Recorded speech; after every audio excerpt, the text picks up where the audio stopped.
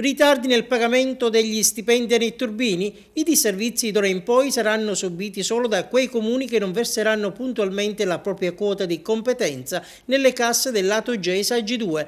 La svolta questa mattina al termine dell'assemblea dei soci dell'ambito territoriale convocata dal commissario liquidatore Teresa Restivo.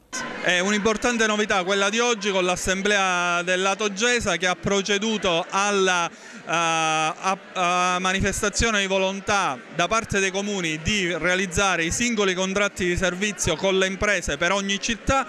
In questa maniera ogni comune si andrà ad assumere direttamente la responsabilità della qualità del servizio dentro la propria città, quindi la corresponsione degli emolumenti nei confronti delle imprese e nei confronti dei lavoratori, in modo tale che i comuni che pagano avranno il servizio e i comuni che non pagano il servizio lo avranno interrotto. Tutti i comuni hanno manifestato questa adesione? C'è stata una manifestazione di volontà all'unanimità da parte del lato Gesa. In questa maniera ogni comune si assumerà le proprie responsabilità.